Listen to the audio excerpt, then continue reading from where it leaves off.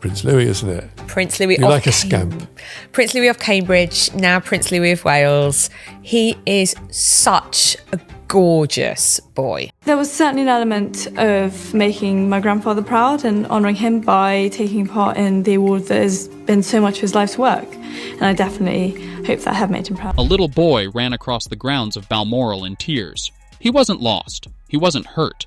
He ran straight to his mother because someone had said something to him that a child should never have to hear. That moment, quiet and private, set off a chain of events inside Buckingham Palace that nobody saw coming. Within 24 hours, senior palace aides were being pulled into unannounced closed-door meetings. Legal advisors arrived without public explanation. A briefing folder was prepared, and a decision was made, calmly, deliberately, and completely, that would reshape how certain people would exist within the royal family going forward. Prince William did not ask permission. He acted. And then he wrote a letter to his father telling him what had already been done. This is that story, and once you understand the full sequence of events, the decision he made will make complete sense. The day everything shifted. Balmoral is supposed to be untouchable. If you know anything about the royal family's relationship with that estate in the Scottish Highlands, you understand what it represents. It is the one place where the formality drops, where the cameras don't follow, where the family exists, if only briefly, as something resembling normal. So the fact that this happened at Balmoral, of all places, matters. The day started without incident. The family was gathered, children were present, the atmosphere was relaxed. By all surface appearances, it was exactly what Balmoral is supposed to be. And then young Prince Louis wandered a little way from the adults, the way children do, and in that unguarded moment, he encountered one of Camilla's grandchildren.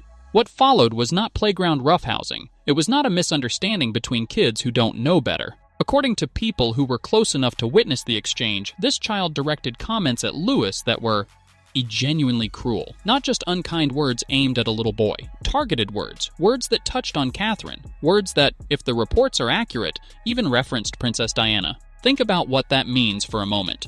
Diana is not just a name in this family. She is a wound that never fully closed.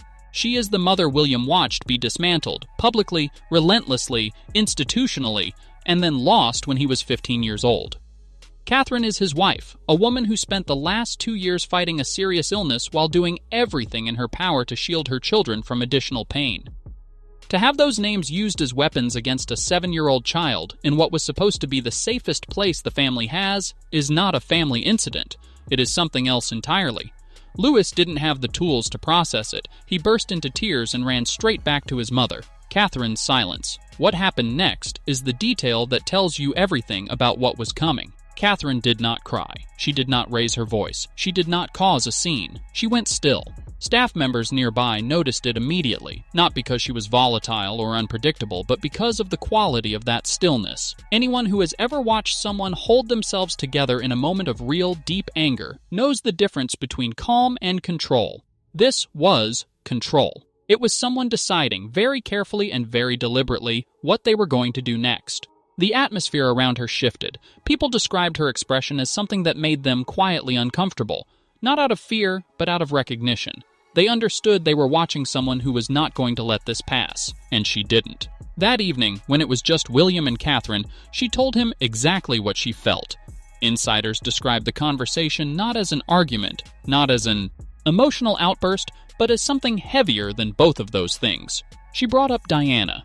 She reminded William, directly and deliberately, that this institution had once failed to protect someone it should have protected, that the emotional damage done within these walls had consequences that lasted generations. And then she made her position unmistakable. She was not going to let that history repeat itself with their children. For William, that framing didn't just land, it reframed everything.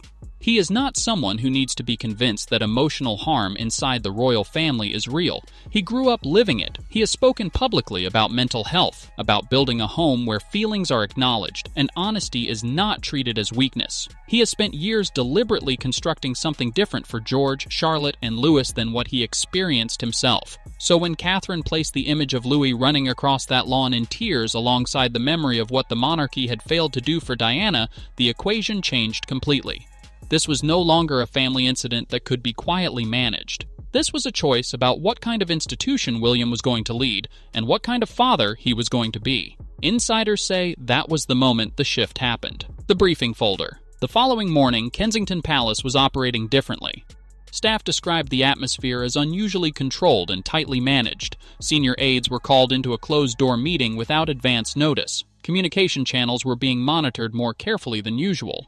Legal advisors moved quietly through the corridors. No public statement, no announcement, nothing from the outside that suggested anything significant was happening. But inside, people knew. William walked into that meeting carrying a briefing folder, and what it contained, according to sources familiar with the situation, was a detailed and methodical breakdown of exactly how Camilla's wider family's presence in royal life was going to change. Not reduced slightly, scaled back, comprehensively, and with clear intention.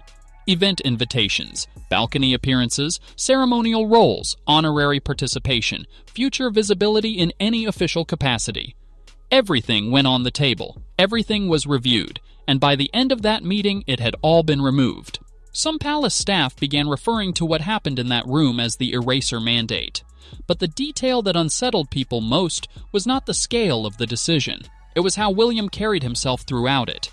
No outbursts, no visible frustration. He was calm, precise, and focused in a way that communicated clearly to everyone present. This is not a reaction made in anger. This is a decision made with full intention. That distinction matters. Decisions made in anger fade. Decisions made with composure tend to hold. And everyone in that room understood they were watching the second kind. The letter to Charles. Here is where the story takes a turn that genuinely surprised people who understand how the monarchy operates. There is a way things are supposed to work at this level. Decisions of this magnitude go upward first. You consult, you discuss, you bring in the people above you before you move. That is not bureaucracy for its own sake. It is the mechanism through which the monarchy has maintained internal order across generations. William did not follow that sequence. He acted first, and then he wrote a letter to King Charles informing him of what had already been done. By all accounts, the letter was respectful in tone. No one describes it as aggressive or confrontational, but the structure of it, the fact that it was an informing, not a requesting, was unmistakable. There was no opening for discussion, no invitation for the king to reconsider or redirect. Charles Dopius, as being told what his son had decided. For courtiers who have spent their careers operating inside the palace's established hierarchy, that sequence was genuinely startling. Not because it was publicly scandalous, but because of what it signaled. There is a meaningful difference between an heir who is preparing to lead and an heir who has already begun leading. And in the eyes of people who work inside those walls, this felt like the second one. Charles stepped aside. Camilla, once she understood what William had set into motion, was not prepared to let it stand. Insiders say she pushed back, closed-door conversations, exchanges between aides, a strong effort to get Charles to step in and reverse what had been done. Her position was straightforward. A decision this significant required the king's agreement before it was carried out. The proper structure had been bypassed. The precedent it set was concerning, and from a purely institutional standpoint, that argument has logic. But Charles did not overrule his son. He stepped aside. The reasons are not complicated when you understand the full picture. His health has been an ongoing concern. The years of managing fallout from Harry and Meghan's departure drained significant institutional energy from the family. He is tired in ways that go beyond the physical. But beyond exhaustion, insiders believe Charles made a more calculated assessment. William and Catherine's standing with the public is strong and growing. Their image is stable. The emotional connection people have built with them over years of consistent, grounded public work is real in a way that cannot be manufactured. Whatever presence Camilla's family had accumulated over the years, it did not carry that kind of foundation underneath it. When Charles had to choose between defending a structure that was already shifting and supporting the direction his son was clearly moving in, he let his son move. That choice, quiet as it was, sent its own message through every corridor of the palace. Staff began recalibrating. People who work inside royal institutions are acutely sensitive to where influence is concentrating, and they started orienting themselves toward the Wales household in ways that had not been as visible before. That is not symbolic. It affects access, communication, and how decisions get made on a daily basis. The center of gravity was moving. Why Diana's name kept appearing? When word of all this began filtering beyond palace walls, something unexpected happened. The The public did not respond to this story like gossip. They responded to it emotionally. Social media filled with old footage of Diana, candid moments, interviews, photographs of her with a young William and Harry. People were not sharing these randomly. They were sharing them in direct response to what was being reported about Louis, about Catherine's quiet reaction, about what William had decided to do. The connection was clear, and it was deliberate. Here was a family that had once failed to protect one of its most beloved members from emotional harm, a woman who had asked for help and been met with institutional indifference, and now her son was doing everything in his power to ensure that Pattern did not reach his own children. That framing cut through the usual noise around royal stories. It stopped feeling like palace politics and started feeling like something people had a stake in, because it connected to something they had already cared about for decades. And through all of it, William held firm. No reversal, no quiet compromise behind the scenes. The directive remained exactly as it had been set. Every decision made in that closed-door meeting stayed in place without adjustment. That consistency communicated something on its own. It told you this was not a reaction that cooled down overnight. It was a position, and he was holding it. A little boy ran across the grounds of Balmoral in tears. His father saw it, understood what it meant, and decided, calmly, deliberately, and permanently, that it was not acceptable.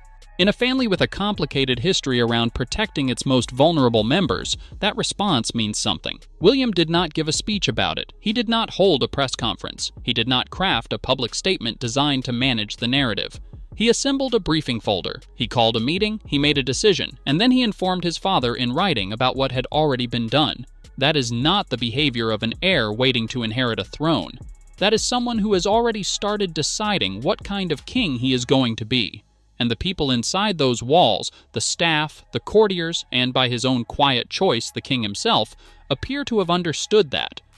The monarchy is shifting, not through a formal announcement, not through a ceremony, through a letter that contained no questions, only answers. So, what do you make of all this? Was William right to act the way he did, bypassing the chain of command entirely, or do you think there was a better way to handle it that didn't set such a charged precedent inside the palace? Leave your take in the comments. This story has layers, and I want to know where you land on it. If you're new here, subscribe. William and Catherine's trajectory inside the monarchy is one of the most closely watched dynamics in the world right now, and there is a lot more of this story still to unfold.